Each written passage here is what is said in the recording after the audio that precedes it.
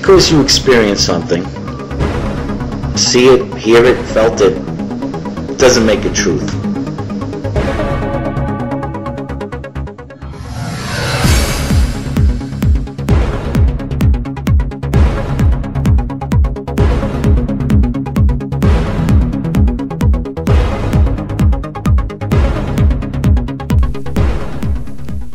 Hey YouTube, how you doing? Brother John here, Third Proverb, Modern Deism.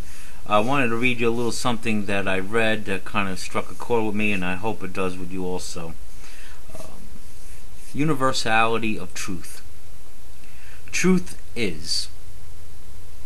The truth of any message has always existed and will exist throughout eternity. When teachers catch the spiritual vision of it, it is only that they may become the transparency for truth to the world. True, the world will always want to rid itself of this truth, will want to crucify it. But as long as teachers do not identify the truth of their message as being something personal to them, as long as they do not set themselves up as personal saviors, they will not be crucified. If the message is true, mortal thought will want to destroy it. But it will not destroy the message. It will only try to destroy the person who has made the mistake of believing that truth in some way has become humanly personal to him. Let us be grateful for this. Truth is holy and sacred. Truth is omnipresent. And in every period of the world's history there will rise up those to repeat this message again and again. It is never original with any person. The message that Jesus taught is older than time itself. It is not new or original, but is a repetition of that which has come down through the ages. Time and time again has come down to us. Jesus presented the same universal truth in a language acceptable and understandable to the Western world, and this is the value of his teaching to us.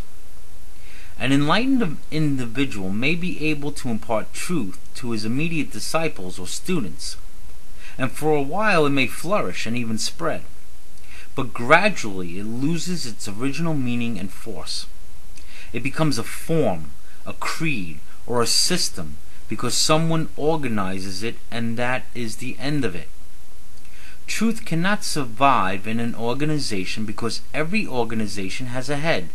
And the moment there is a head, there has to be someone at the right hand and someone at the left hand. Then the competition begins, as does the trouble, contention, and dissension. The individual who has caught this spiritual vision, the one who has rediscovered universal truth, gives it in as clear language as he knows at the moment. But the interpretation of those who follow is based on their diverse educational and environmental backgrounds, and so each one understands it in an entirely different way. The result is that by the time 2 or 3 generations have gone by, no one agrees on what the teaching was or is. That's from a section called the Universality of Truth. And I think that some of you are realizing that in your own church, your own meetings, your mosque, your temples, that there is something missing. And I believe there is an awakening is going on. That there are individuals in every church, every meeting, that are sensing that something is missing. It's very easy to go to our church meeting, our synagogue, and feel good about ourselves, and pat ourselves on the back and think, "Oh, I've done my duty for the week." And we go, and it seems it's the same pattern. You're sensing it. You go, you open up with some worship, you hear a message, you sing some songs, you say hi to one another, put on the religious mask, you see it, you see it, and then you go home and it's good for the day or two, and then reality sets in until you go back and get another fix, what I like to call it, a religious fix. And I think some of you sense that there has to be something more to this thing that you call your spiritual walk, your religious life. And I think that no one really gets in touch with it until they really are able to sit down, be still, meditate upon God, have that connection with Him, be conscious of His presence in our own individual lives, and seek Him for every answer, and let Him reveal what He wants to reveal to you and what you want to do. And I will guarantee you that if you do that for a number of times long enough, that you're going to feel a battle inside of you that you have to get out of that organization, because it is becoming detrimental to your spiritual well-being, when all the while you were thinking it was supposed to be supporting your spiritual well-being. Yeah, people need people. People need to gather each other, encourage one another. But once we start making it a system, an organization, a thing of creeds and prayers and programs, we have lost track of the whole meaning of truth and the reality of what truth is and what God is. And I know some of you are coming to this realization and battling it inside.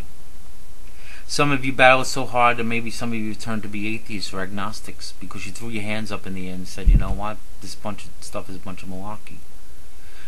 But you've given up on a system, but you also you kind of threw the baby out with the bathwater. You kind of threw out God and the belief in God because of your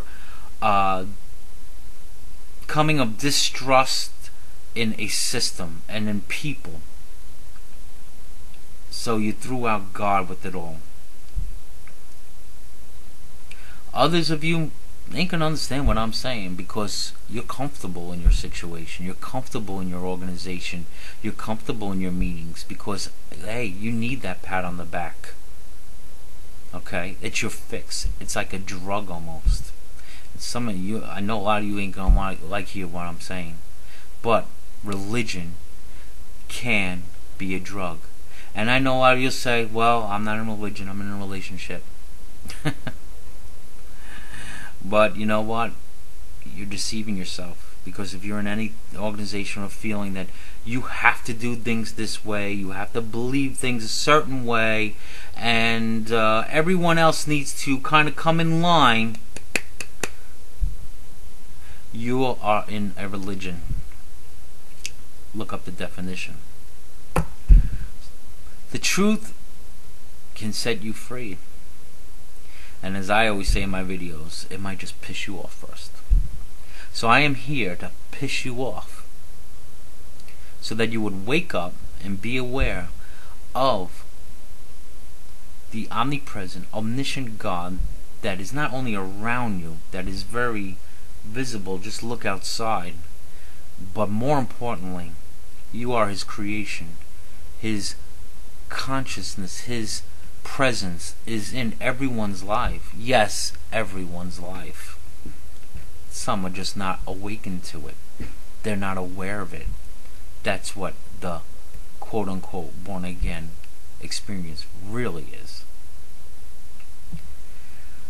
Okay. I hope this is a help to somebody out there, and God bless you. Grace and peace. And see you soon. Take care.